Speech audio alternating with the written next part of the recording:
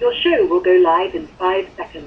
4, 3, 2, 1. Last pulse meter.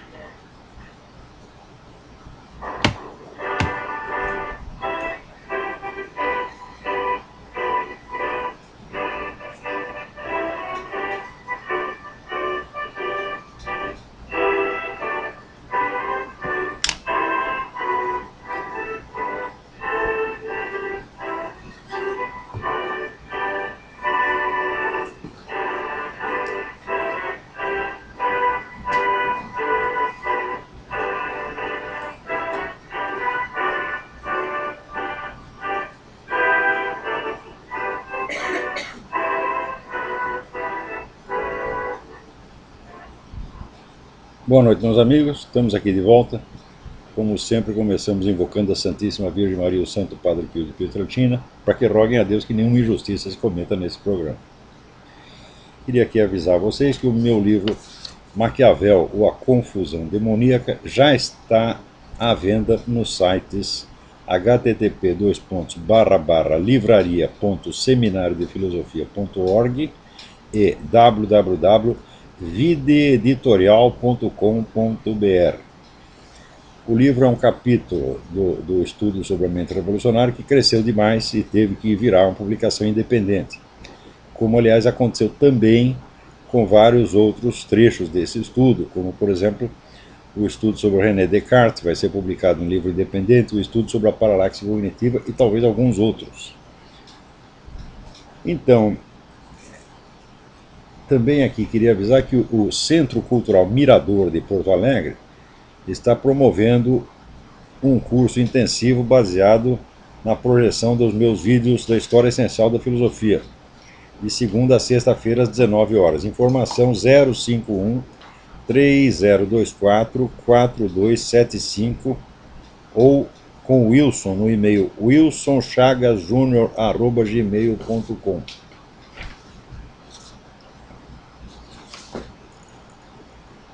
Então, também queria aqui pedir a vocês que contribuam para o site da Graça Salgueiro Nota Latina. Olha, é incrível que aqui nos Estados Unidos todo mundo contribui para site, movimento, partido político, campanha de caridade, todo mundo contribui generosamente, e isso é um hábito já consagrado da sociedade americana. No Brasil, se você coloca lá um link, né, donate, todo mundo começa a dizer, tá pedindo esmola, é uma coisa absolutamente nojenta, né? Quer dizer, mas que povo mais mesquinho e filha da puta que é esse, meu Deus do céu? O que é isso? Quando é que vocês vão tomar vergonha na cara? Né? O povo ficou reclamando que o governo rouba vocês. Vocês, porra! O que vocês acham que merece, né? Com essas reações.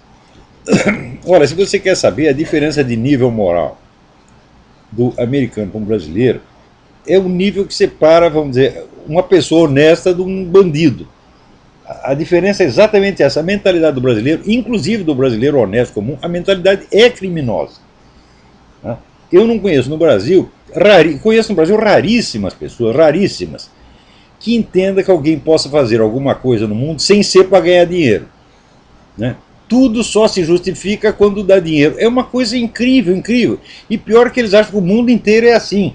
Ora, viaja um pouco pelo mundo, você vai descobrir que realmente não é assim. Né? O Brasil é realmente diferente, os Estados Unidos é diferente dos outros. E o Brasil também é diferente dos outros. Só que um é diferente para melhor, outro é diferente para pior. Então, você quer ver um exemplo? Essa semana aconteceu essa discussão aí que o casal tal de Sidney Silveira, que botou lá um artigo, né, num site Contra Impugnantes, já tem um nome latino bonito pra caramba. Né? Então, ele e o tal do Carlos Noguet assumiram a posição assim, que eles são os fiscais da ortodoxia, eles são os representantes do magistério da igreja. Ninguém os reconhece como tal, mas não custa vender a imagem e acaba pegando, né? De tanto que você representar o papel, alguém acaba acreditando. E a técnica deles é o seguinte, eles pegam um texto qualquer, às vezes um detalhe do texto, como por exemplo, tinha um texto meu que eu estava falando de Antônio Gramsci. De passagem eu me referia a um negócio de neotomismo, que nem era o assunto do texto, foi apenas uma menção de passagem. E ali o Sr. Armand Forrobodó em torno, dizendo, quer dizer, dando uma interpretação totalmente distorcida do que eu tinha dito. Vocês podem conferir lá no site Contra Impugnantes, e aqui a resposta que eu divulguei contra ele. No trecho que Sidney Silveira cita em seu artigo, a distinção que faço é entre tomismo e neotomismo, não entre a filosofia pessoal de Santo Tomás e, aspas, os demais tomismos, fecha aspas, como ele disse. Minhas palavras não poderiam ser mais claras nem menos propícias a confusões. Tomismo é o nome de uma tradição inteira de exegese da obra de Santo Tomás e, portanto, na intenção expressa de seus porta-vozes, é a própria filosofia de Santo Tomás explicada e trocada em miúdos, não uma nova e distinta filosofia. Neotomismo é o nome de uma moda que, partindo de uma instrução acertadíssima de Leão XIII, acabou por levar a conclusões que Santo Tomás jamais aceitaria e por entronizar como seu máximo representante o perverso e mentiroso Jacques Maritain, contribuindo decisivamente para a autodestruição da Igreja Católica. Note-se que, mesmo ao falar do período histórico correspondente ao neotomismo, ressalvei e enalteci muitas vezes a obra de intérpretes categorizados do ensinamento de Santo Tomás, como Reginald Garrigou-Lagrange e Antonin Sertirange, aos quais por isso mesmo preferi chamar tomistas em vez de neotomistas. Sidney Silveira falsifica completamente o sentido da minha afirmação, fingindo que coloquei os grandes tomistas do passado, como Caetano e o Ferrariense, no mesmo saco junto com Maritain e seus acólitos. É o velho truque erístico do espantalho: construir um boneco de palha, destruí-lo a porretadas e cantar vitória sobre um adversário de carne e osso. Inventar uma ideia absurda, atribuí-la a quem nunca a defendeu e, demolindo-a com a maior facilidade, jurar que passou como um trator sobre a cabeça do infeliz. Silveira não faz isso para defender uma tradição que nunca ataquei, mas para exibir-se a um estupefato mundo como o católico mais puro, mais santo do que eu, e assim criar uma barreira de preconceitos que me torne suspeito aos olhos dos fiéis. Uai, nada mais fácil, no meu entender, do que ser mais santo que eu, mas não por esses meios. A intriga e a difamação não são práticas ascéticas consagradas na doutrina católica. Sidney Silveira é um desses inumeráveis intelectuais católicos que, por falta de talento pessoal, assumem áreas de importância mediante a imitação do tom magisterial dos decretos papais e alocuções cardinalícias, para dar a impressão de que, quando abre a boca, é a igreja que fala. Um sujeito desses não filosofa jamais. Passa pito de dedinho em riste, usurpando uma autoridade que não lhe pertence e que não representa de maneira alguma. Um autêntico filósofo católico nunca fala em nome da igreja. Fala em seu nome pessoal, raciocinando sobre o que sabe e o que viu, orando para que suas conclusões não se afastem no essencial do ensinamento da igreja e sabendo que não pode arrogar-se a autoridade do magistério. Se Sidney Silveira macaqueasse o tom da autoridade eclesiástica com a melhor das intenções, seria apenas um palhaço, um exibicionista. Como, no entanto, ele usa desse expediente no intuito de difamar quem nunca lhe fez mal algum, seria caridade demais chamá-lo apenas de palhaço.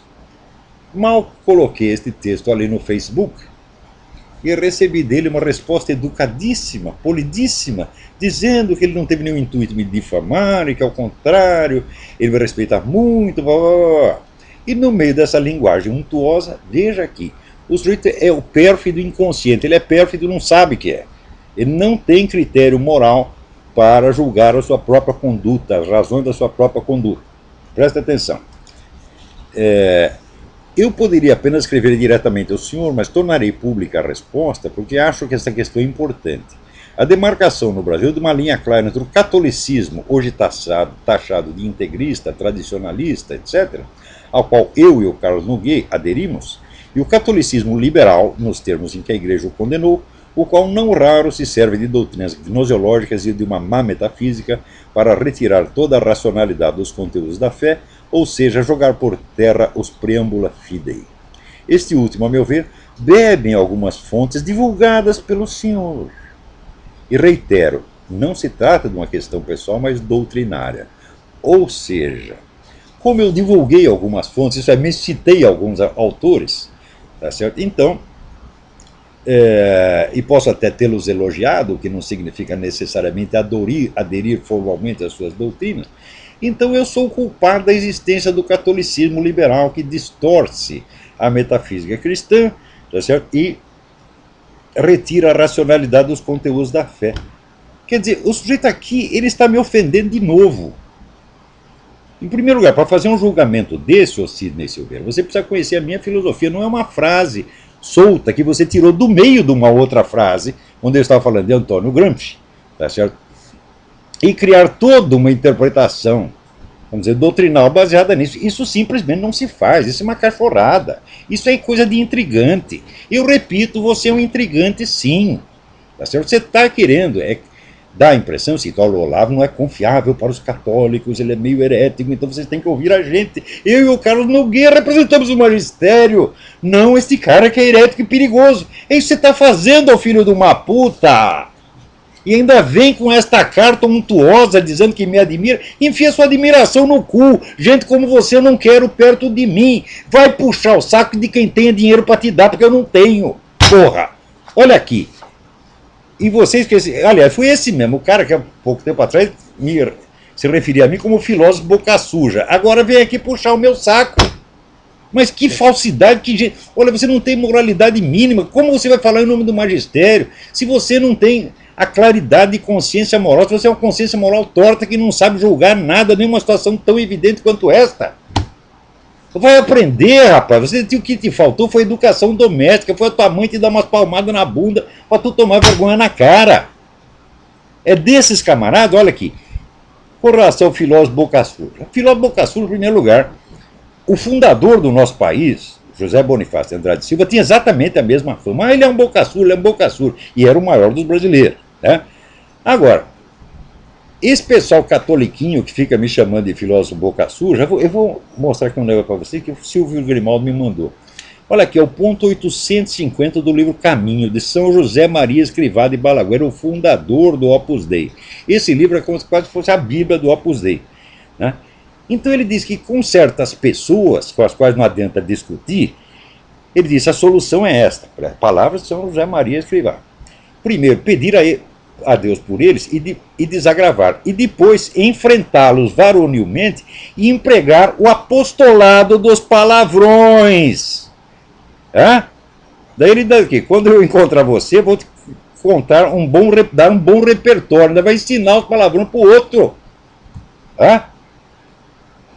Então olha aqui, eu estou aqui praticando o apostolado dos palavrões recomendado por São José Maria Escrivá e vocês acham ruim por causa disso. Vocês são os hipócritas, vocês são os sepulcros caiados. Você pega a sua doutrina, você, por representante do magistério, só se for o magistério do Carlos Nogueira, porra. Larga de ser palhaço, Sidney.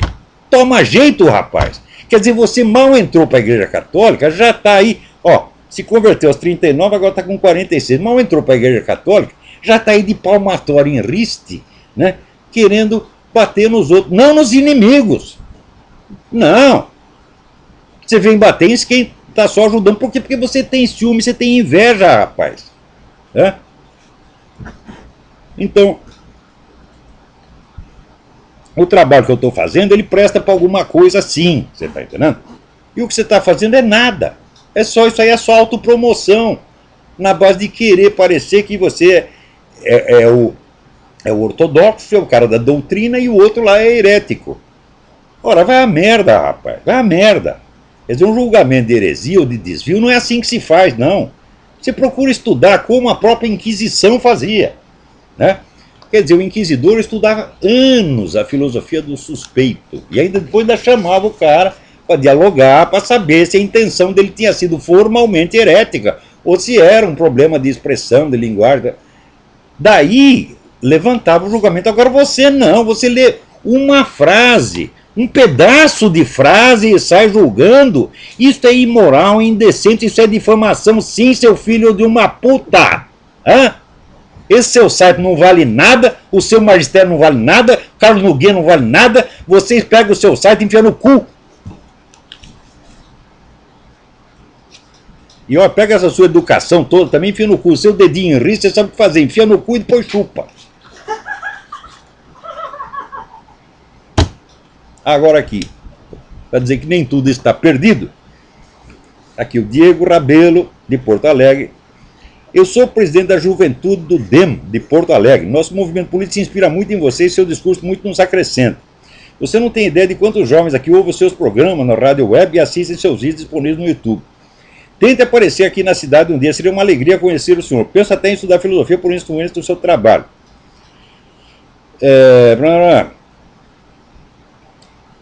Se puder, manda um alô pra gente no programa. Tá aqui o alô. Diego Rabelo, Thaís Price, Juliano Nakade e Lucas Kaiser. Muito bem, vocês têm. Quem sabe vocês levantam esse partido, porque se depender dos líderes mais velhos, o negócio acaba, porra. É? Então vou em frente. Agora, eu não posso aparecer na cidade porque eu não tenho planos nem meios de ir ao Brasil tão cedo.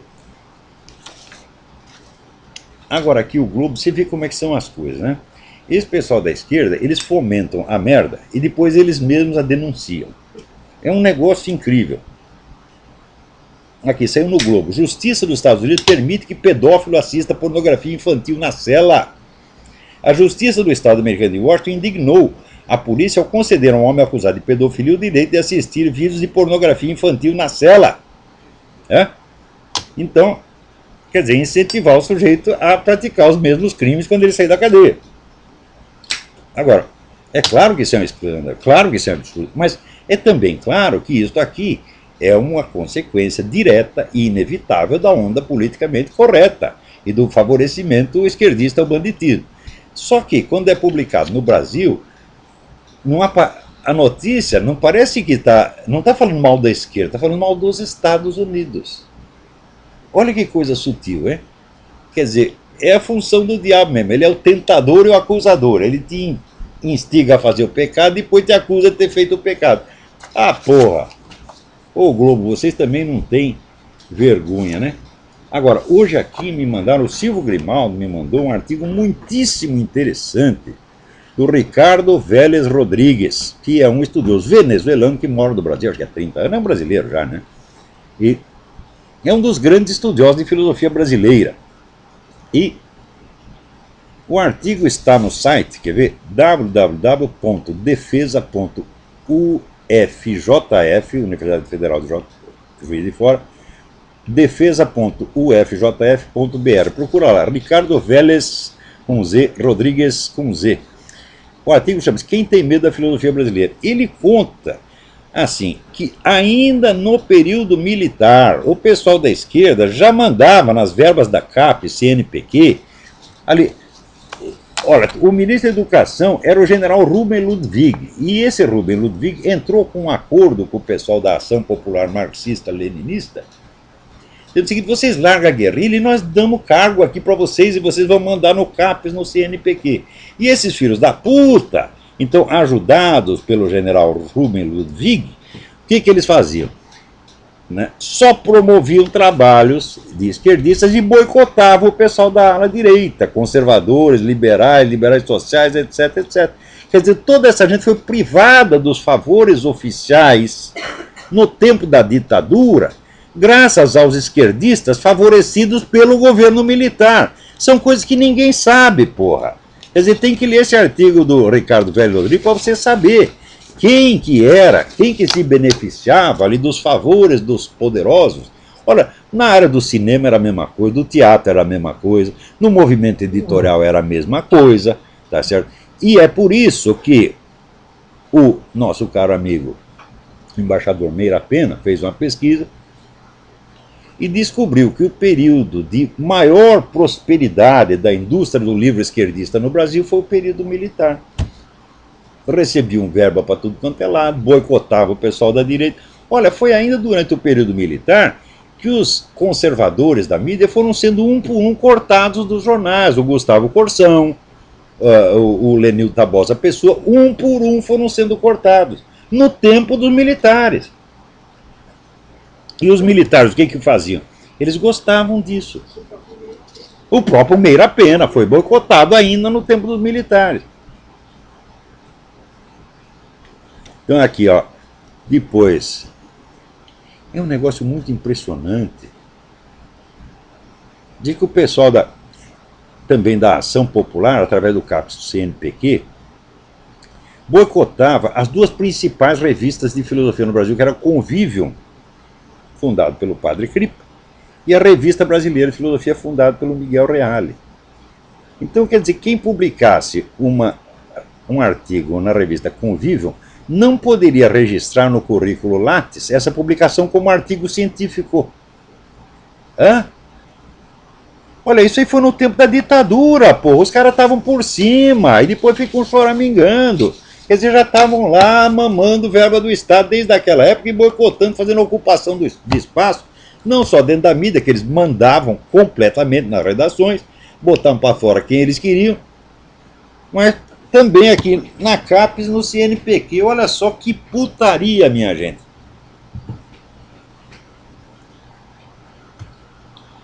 É uma vergonha mesmo. Também, olha aqui, alguém me manda um negócio dizendo que a escola de teatro da Universidade da cidade de Oklahoma, né, está aqui preparando uma peça sob o nome A História Mais Fabulosa Jamais Contada, onde mostra lá Nossa Senhora como lésbica. E depois eles dizem que eles são os perseguidos, eles são os ofendidos.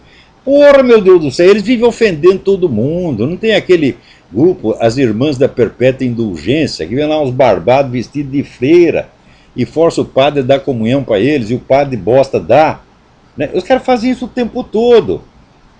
Agora, do outro lado, quem que faz os católicos? Quem são os católicos do outro lado? É Sidney Silveira, é Carlos Nogueira, fala, assim não dá, porra!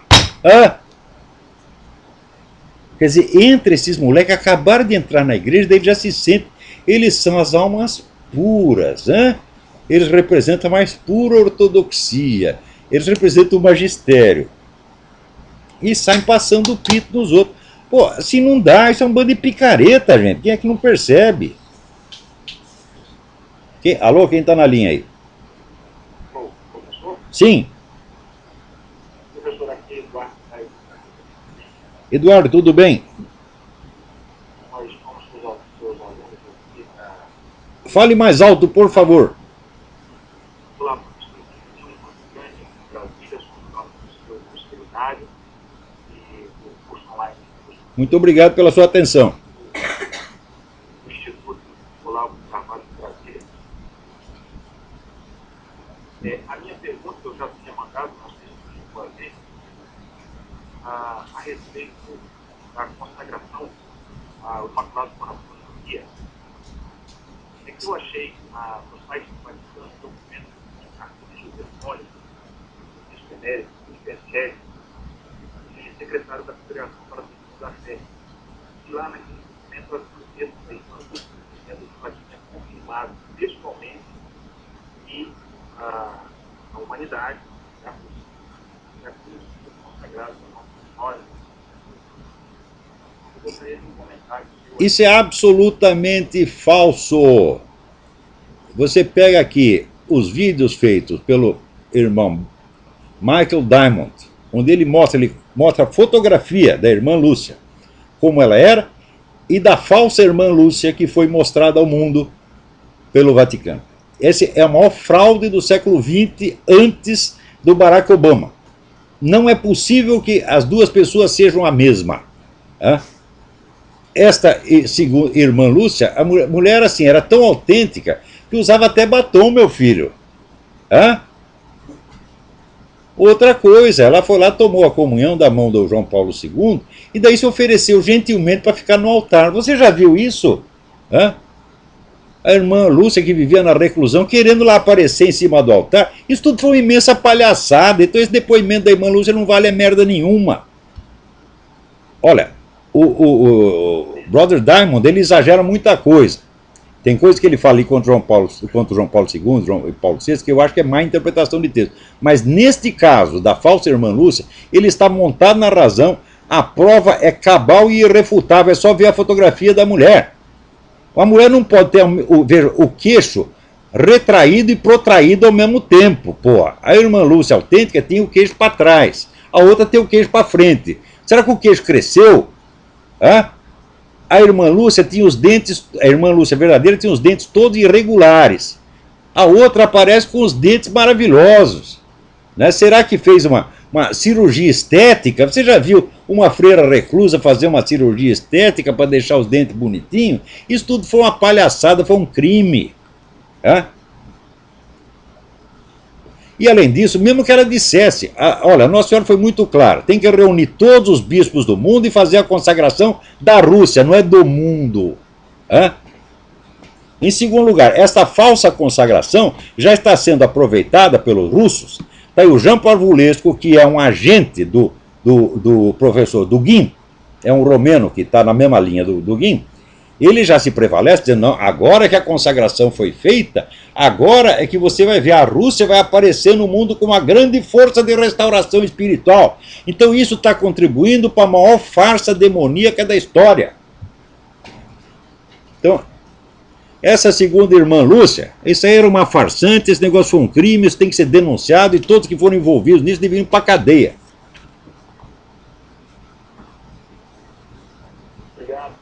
Obrigado, Will. Procura lá, Michael Diamond, D-I-M-O-N-D. Daí, Fake Brother Lucia. Pode procurar no YouTube que você está tudo lá. As fotografias são de uma evidência, assim, inegável, inegável. Só um cego não percebe. Outra coisa aqui, o Osmar Neves diz, após a leitura do seu artigo A Desinformação da Desinformação, comecei a pesquisar na net mais informações sobre o Anatoly Golitsyn e acabei encontrando algumas referências negativas no livro Grande Inimigo, a História Secreta do Confronto Final de CIA KGB dos autores James Rice e Milton Biernan. Você vai encontrar inúmeras referências negativas. Houve uma brutal campanha contra o Golitsyn. Essa campanha continua até hoje. Veja, na mesma época apareceu um outro dissidente chamado Nosenko, né, cujas declarações se chocavam com as do Golitsyn. O que a CIA fez? A CIA mandou escrever um livro em nome e publicá-lo com o nome do Nosenko para desmoralizar o Golitsyn. E muita gente levou a sério o depoimento do Nosenko. Anos depois é que se comprovou que o Nosenko ainda trabalhava para a KGB. Então não me espanta que tenha, ele deve ter pilhas de livros contra o Golitsyn. Agora, o fato é o seguinte, leia o livro dele, New Lies for Old, e veja se o que ele disse que ia acontecer não aconteceu de fato. Quer dizer, contra fatos não há argumentos, porra. Agora, olha cada coisa maravilhosa que acontece aqui nesse país. Agora, os Estados Unidos estão se brasilianizando com uma rapidez impressionante. O Departamento de Defesa encomendou 59 mil microchips para colocar em equipamentos da Marinha, especialmente aviões, mísseis, retransmissores, etc, etc. Né? Só que depois se viu que aqueles microchips eram cópias baratas feitas na China. Tá certo? E, pior, programadas para que os equipamentos na Terra não distinguissem o avião, se o avião é dos Estados Unidos ou é do inimigo. Então isso aí podia resultar, vou dizer, numa epidemia, né, de aviões derrubados por fogo amigo. É claro que isso é uma coisa de traição, é claro que isso é gravíssimo. Quer dizer, você ia pôr 59 mil equipamentos, entre os quais aviões e foguetes, inteiramente à mercê do inimigo. Porra! Isso aí é o governo Barack Obama. E depois dizer que quando o cara trabalha com o inimigo, diz que é a teoria da conspiração. Teoria da conspiração, caralho. Né? Agora está aqui, alguém me manda um artigo do Arnaldo Jabor fazendo a apologia da maconha. Né? Está provado que a birita, o cigarro careta, fazem muito mais mal do que uma frágil diamba, um reles bagulho, um baseadinho inocente. Ai, ai, ai. Aliás, declaram cientistas e doidões, a maconha faz até bem para o coração de muitos ansiosos. Era comprado em qualquer farmácia nos anos 30 com o nome de cigarros indianos. Antes de descobrir que faz mal, o pessoal achava que faz bem mesmo. Agora acontece o seguinte, meu filho, um único cigarro de maconha pode danar o seu cérebro por resto da sua vida. E você mesmo é uma prova disso. Quer dizer, você é um bobão. Tá certo? Provavelmente porque você abusou da maconha 30 anos atrás e nunca mais se recuperou. O maconheiro, em primeiro lugar, ele perde o sentido do tempo. O tempo não passa para ele. Né? Por exemplo, se alguém o ofendeu 40 anos atrás, ele está ofendido até hoje, porque ele não sabe que passou o tempo. Né?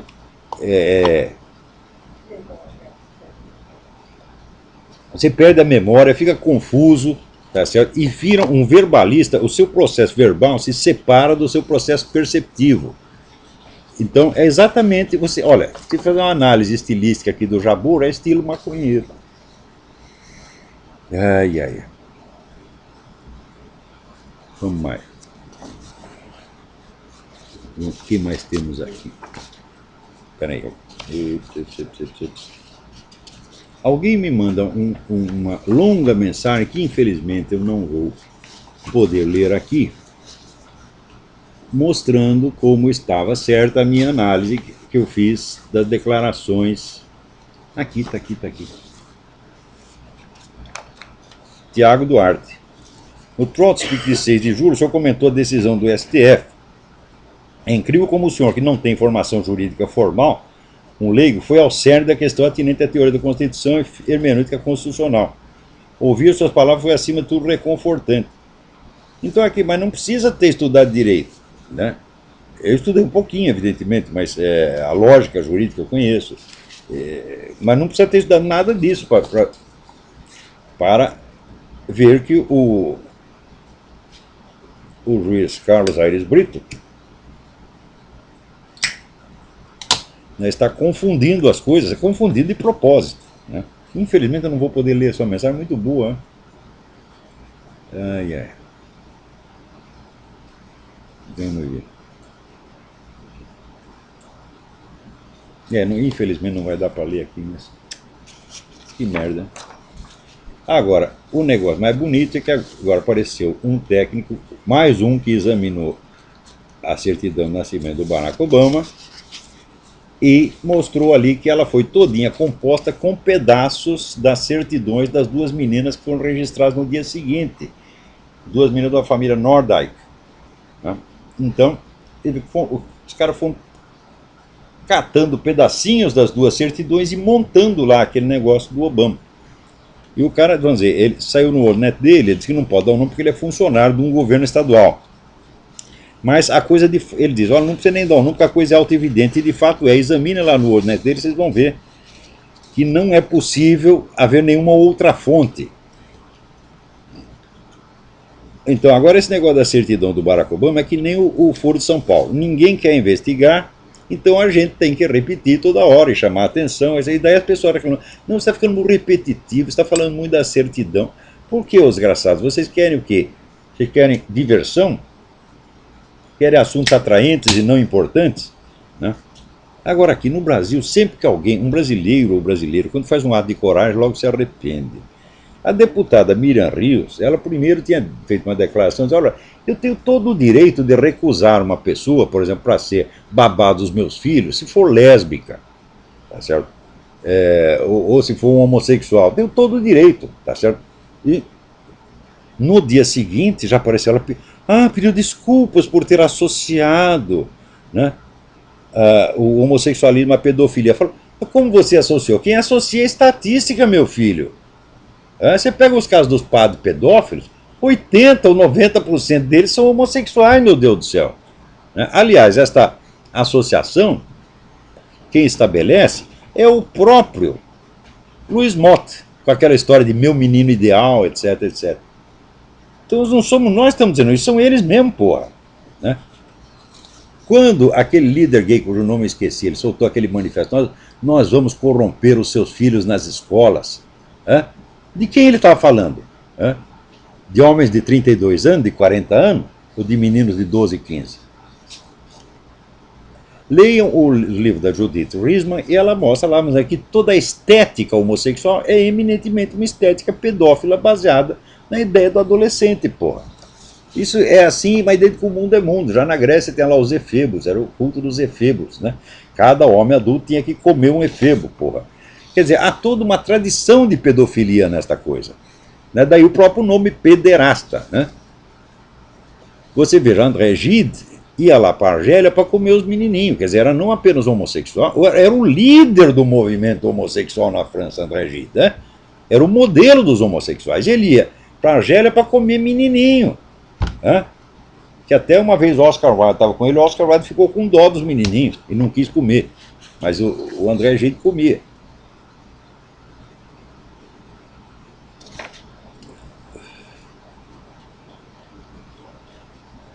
Agora, Olha que maravilha, né?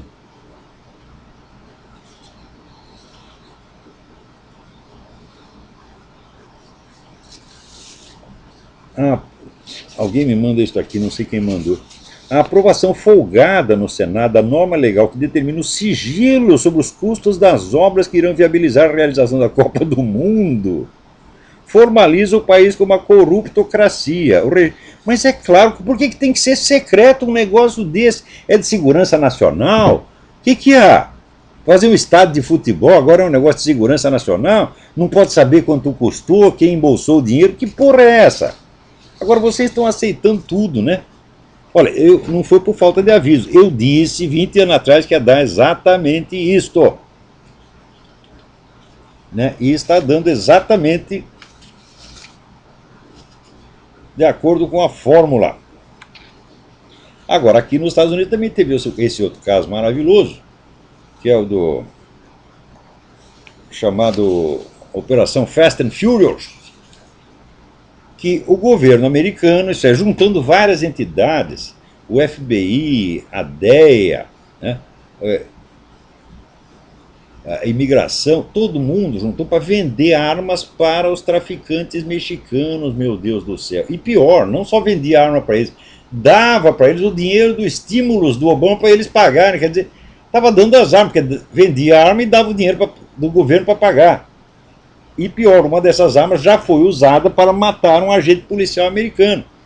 Então, isso aí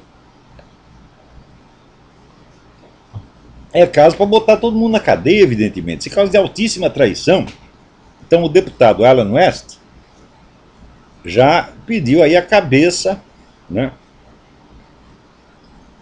do secretário de Estado, o Eric Holder. Né? E, ó, olha a cara do Eric Holder, você vê, porra, se você compraria um velocípede usado desse cara, pô.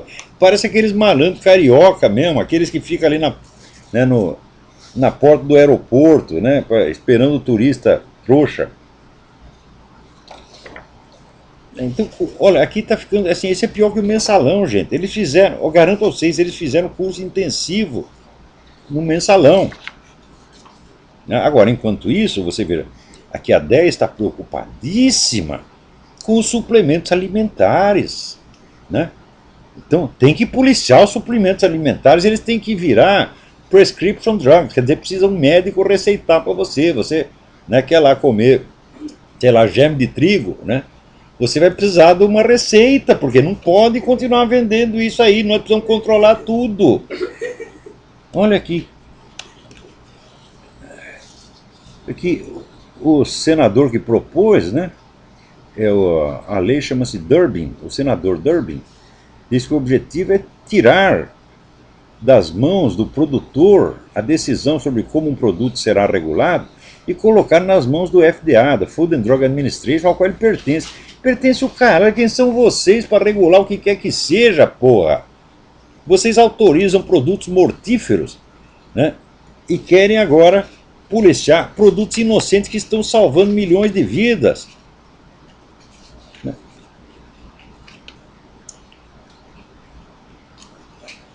Peraí, quem está na linha aí? Alô?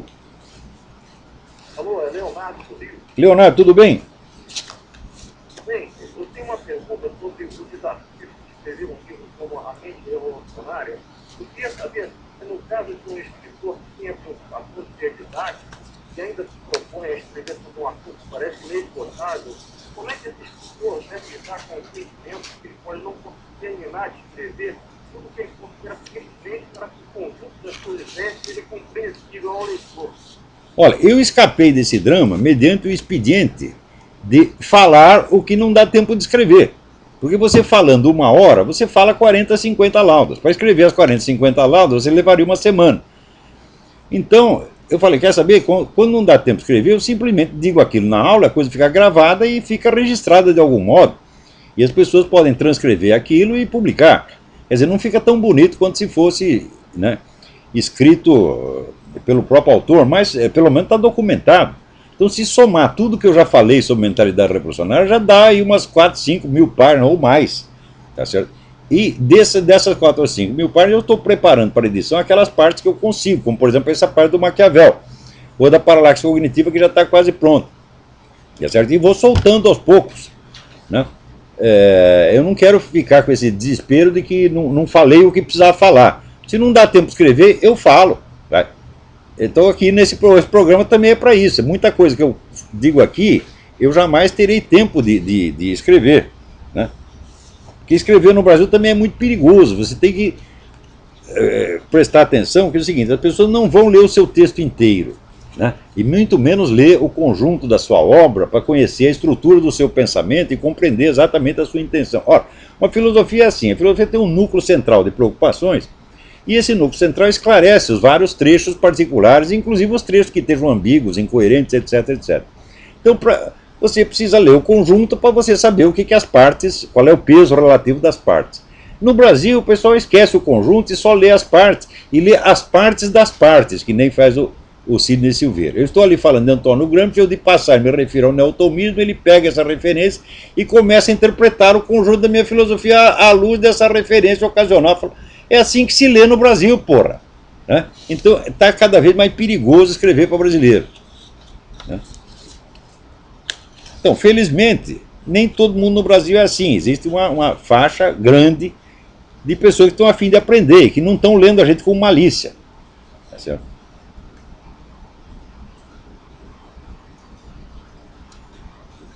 Agora, olha aqui, que coisa, hein? O Partido Democrata lançou uma campanha de coleta de fundos, onde ele envia uma cópia da certidão de nascimento do Barack Obama. Vai dizer: olha, nós tapamos a boca dos burnsters, então você contribua. Acontece que, como a certidão é falsa, isto aqui dá margem a um processo, né? E que já está sendo aberto aí por um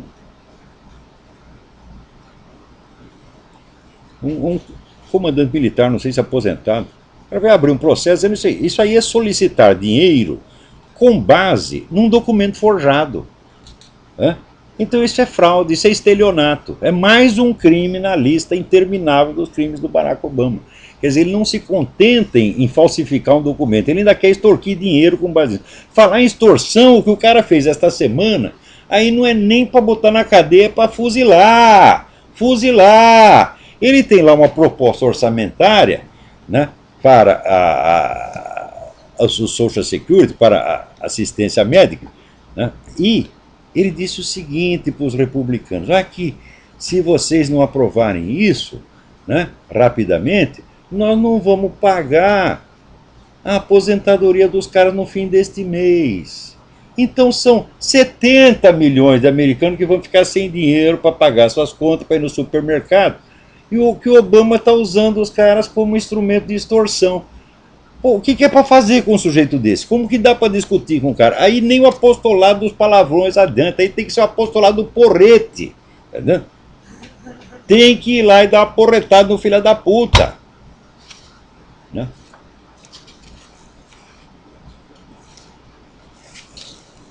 Então aqui, lá vai mais uma denúncia lá contra o Coronel Ustra. Eles já fizeram 50. Chega na hora, todas elas se provam, vamos dizer, insuficientes, e o Coronel Ustra é absolvido. Tem acontecido isso várias vezes, mas eles não desistem.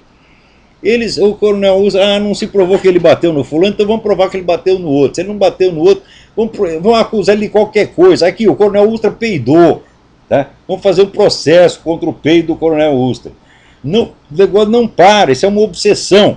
Agora, veja você, a ONU está exigindo que o Brasil investigue os crimes da ditadura. Essa mesma ONU é que boicotou e fez tudo para impedir que o Camboja investigasse os crimes do comunismo, onde lá os comunistas mataram 2 milhões de pessoas. Então 2 milhões de civis inocentes não significa nada. Agora, 300 terroristas que foram mortos, a maior parte deles em combate, isso aí não pode. Então você vê que autoridade moral tem a ONU, meu Deus do céu. Até nós vamos aceitar essas coisas, né? Então, olha aqui tem mais. Aqui, na TV árabe estão lá passando um programa onde aparece um rabino comendo criancinhas cristãs. Puta que pariu! Puta que pariu! Você veja, aqui, né, no século XIII, O Papa Gregório X, né, já estava com o saco cheio desse tipo de acusações e soltou uma bula dizendo o seguinte: cristãos perdem suas crianças, os judeus são acusados de fazerem sacrifício com o sangue e o coração dessas crianças. Ordenamos que todo judeu aprisionado sob um pretexto tolo como esse seja imediatamente libertado, né? E que eles não sejam mais presos sob tão miserável pretexto. Foi no século XIII. Agora esses filhos da puta na TV árabe ainda estão com essa mesma história de que os judeus fazem sacrifício de criancinha. Ah, vão a merda, porra.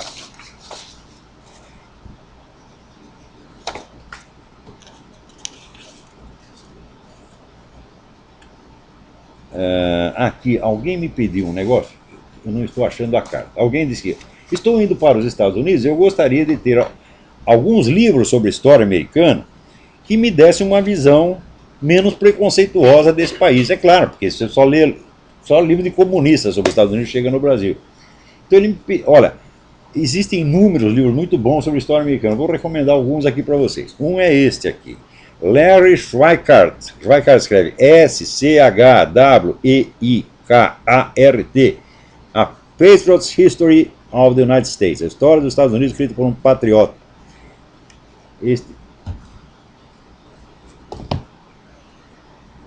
Outro livro aqui. Bevan Alexander. How America Got It Right. Como a América fez a coisa certa.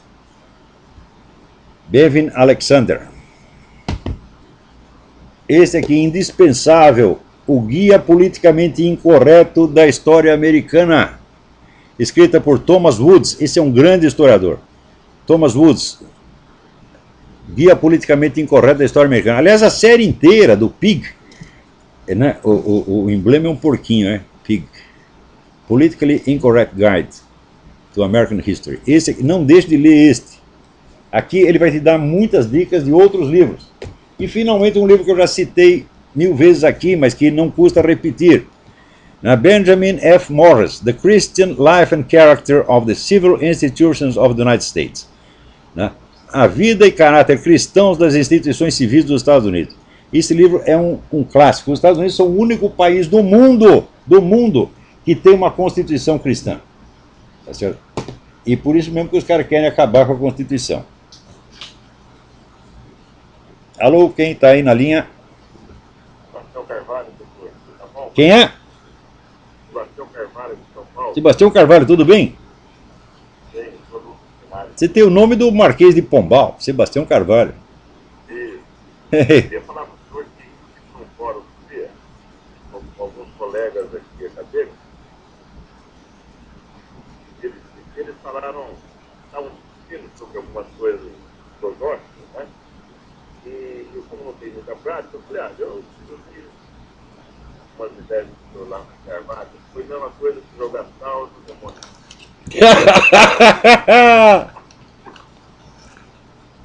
Então eu estou ligando para que você contar para o senhor essa, ele falou assim, eu entro não vale. Eu falei, mas por quê? Não, porque eu sou ateu, outro falou assim, mas eu sou do Dark Cristão. Então não tem que conversar hoje à noite, pode ser legal. Mas esse pessoal todo assim, eles moram de medo de mim. Olha, se eu estou errado em alguma coisa, por que um sujeito não escreve um livro, assim, examinando o conjunto da minha obra, né? Provando todos os meus erros? Por que eles não fazem isso? Eles não fazem isso porque não tem capacidade. Então fica lá, assim, no cantinho, roendo o pé da mesa de raiva, você está entendendo? Isso é demonstração de impotência. Esses caras são uns bosta, né? Eu sei que também perdoar, não é? Perdoar já está perdoado, mas a gente perdoa, mas também tem que usar o apostolado dos palavrões. Perdoa, primeiro manda tomar no cu, depois você perdoa. Né? Olha, vai tomar no cu e está perdoado. Nós falamos aqui com os colegas acadêmicos, que é mais carteirinha, né? Que morde aqui no Brasil, da época de 66, 67, né?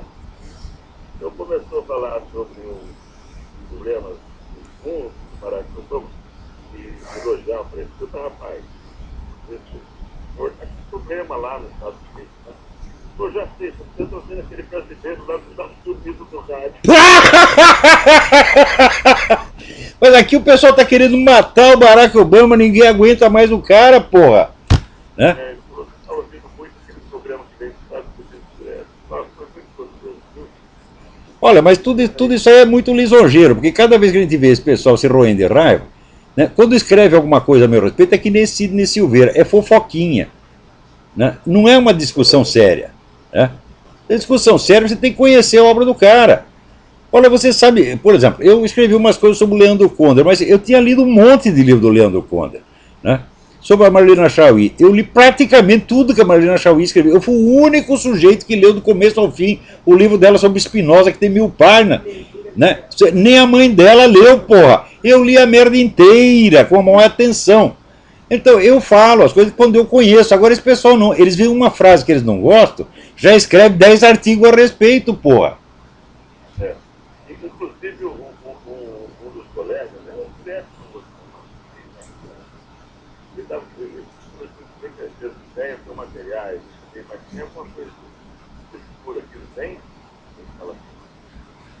Algumas ideias são realmente materiais, porque elas são flatulências, são peidos, tem uma substância gasosa, que é material. Então, com relação a algumas, você tem razão. Né? Agora você pode dizer, nem todas são assim materiais. Né? Mas valeu a pena, viu, professor? Então, foi continuando aí, tá bom? Então, obrigado pela sua atenção. Então, um abraço. Abração, tudo de bom. Então, nós já estamos aqui chegando ao fim, mas antes eu quero responder. Ray Clayson Moraes. Em um de seus artigos, escrito em 2006, com o título A Restauração Intelectual do Brasil, bem no final do texto, ele escreveu o seguinte: expor algumas condições de ordem moral e política para o desenvolvimento da vida intelectual. O senhor poderia me sugerir algum material para que eu possa me situar nesse mundo de confusão? Mas, em primeiríssimo lugar, o livro do padre Antonin Saint-Ange, A Vida Intelectual. Este livro eu li na minha juventude e foi uma grande inspiração para a minha vida inteira. E ali, veja, todos os conhecimentos humanos se dividem em dois tipos. Aqueles que não implicam nenhuma responsabilidade moral e aqueles que implicam. Por exemplo, né, um cálculo matemático. Né? Qualquer pessoa de qualquer idade, bastando ter alguma inteligência, pode fazer o cálculo. Portanto, tem calculadores prodígios de 5 anos de idade. Mas tem coisas que requerem experiência da vida e responsabilidade moral. Então, são conhecimentos mais complexos, tá certo? E, neste caso, vamos dizer, a responsabilidade moral vai muito além do simples dever de exatidão. É uma coisa muito mais complexa. E foi justamente aí que o livro do padre Saint-Ange me abriu os olhos e me inspirou, vamos dizer, o primeiro curso desse tipo que eu lancei na época, se chamava Introdução à Vida Intelectual, né? Onde eu, inspirado pelo padre Saint-Ange, mas usando uma série de técnicas que eu peguei de outros autores, né, dava ali os elementos morais e técnicos da vida intelectual. Depois a coisa foi aprofundando e acabou virando o seminário de filosofia. Então, comece por ler o livro do padre Saint-Ange. Saint-Ange escreve-se Sertillanges.